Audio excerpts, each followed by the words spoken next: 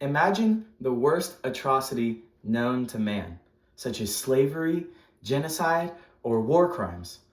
Ask yourself if those things are wrong. Why do you think those things are wrong? Are they? Obviously, most people will say those acts are wrong. Most would probably say that they are objectively wrong. For something to be objectively wrong, of course, it would have to be wrong despite anyone's opinion and be wrong no matter the social context or social time. Were there to exist such a scenario that was objectively wrong, even if the whole earth believed otherwise, it would still be wrong. Does such a thing exist? Some religions, such as Christianity and Islam, easily provide a foundation for the belief in objective morality. A being that defines reality itself can create a reality where certain things are objectively wrong. However, atheistic arguments for objective morality tend to logically fall apart when fleshed out. My main point is this. In a secular worldview, the arguments for the existence of objective morality are ineffective and inadequate. The existence of God is necessary for objective morals to exist. Notice that this is not an argument for God's existence. In fact, this thesis does not support God's existence at all. I am not trying to indoctrinate you into my worldview with this speech. My only goal is to show why secular objective morality is itself an oxymoron. The terms are mutually exclusive in the world of ethics. In the writing of this speech, I have researched strong arguments on both sides of this issue. In the speech, I reference atheist writings. Whether God Exists is Irrelevant to Ethics by David Kyle Johnson, and Ethics, Inventing Right and Wrong by John Leslie Mackey.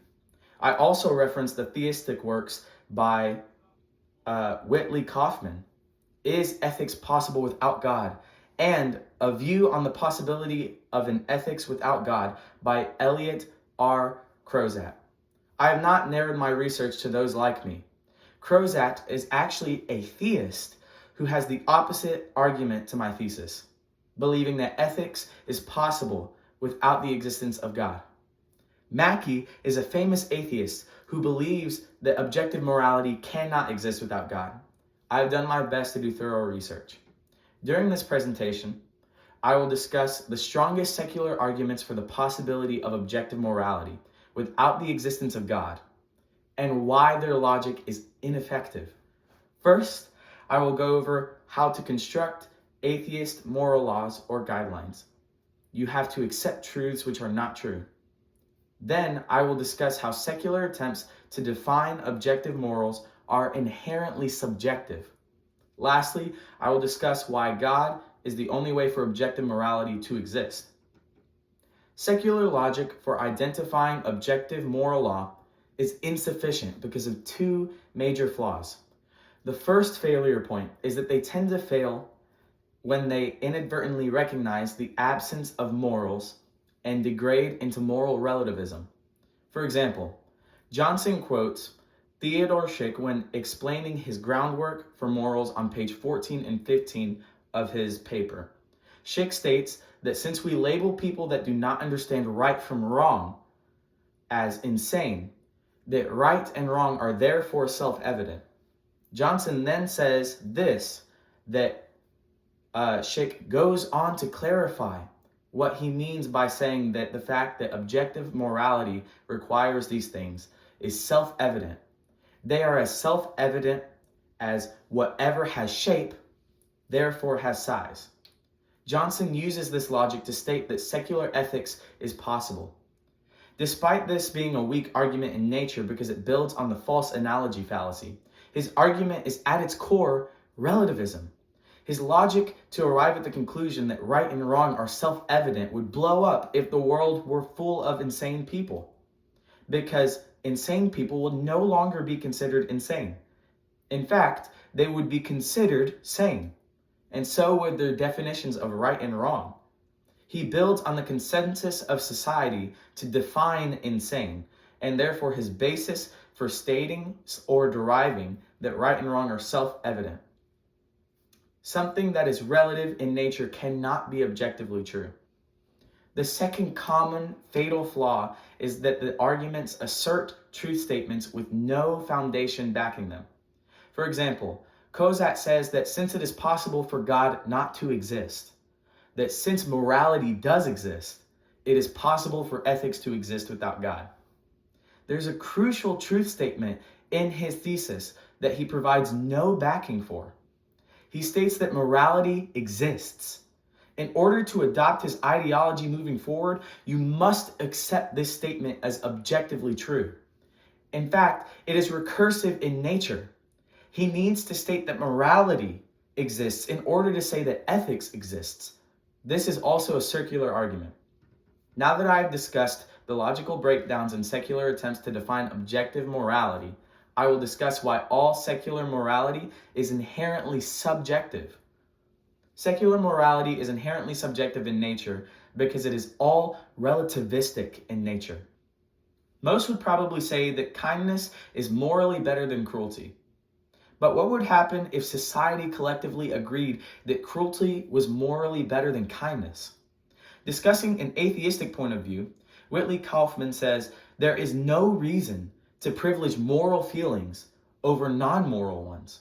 What she means is that there's no logical argument that says that kindness is morally better than cruelty. It may make us feel better to be kind, but humans are just a collection of atoms. To say that it would be morally better to treat some atoms in a certain way is a difficult argument at best. Without the existence of God, subjective morality is the only way to assert morality. Since the secular morals are relative, they cannot be objective. Mackey says this about moral dilemmas. Something about those things arouses certain responses immediately in them, though they would arouse radically and irresolvably different responses in others. For something relativistic to be objective would at very least require society to agree on those things. But here Mackey clearly states what we all know, which is that we do not agree what is right as the human race. Therefore, relativistic morality cannot be objective. Now that I've spoken about counter-arguments, I will look at how the only other option than God to define or to adopt morals is God.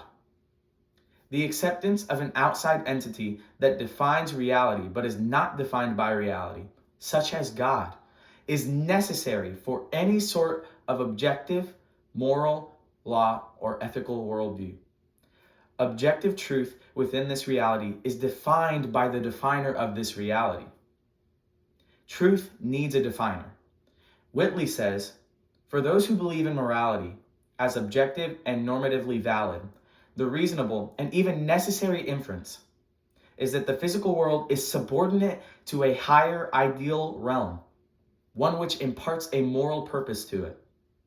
There has to be a higher power for something such as ethics to be objective, because it has to be defined by something that is not defined by this reality.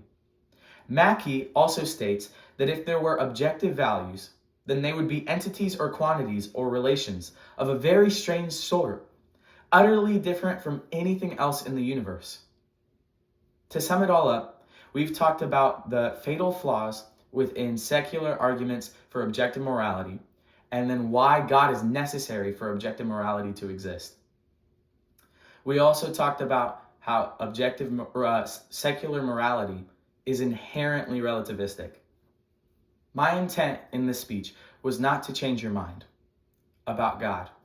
I was not trying to convince you whether or not God was real or whether he was fake. My only intent was to get you to question, why do I believe what I believe is wrong? Why do I believe what I believe is right? Where do I get those things from? And are they actually right?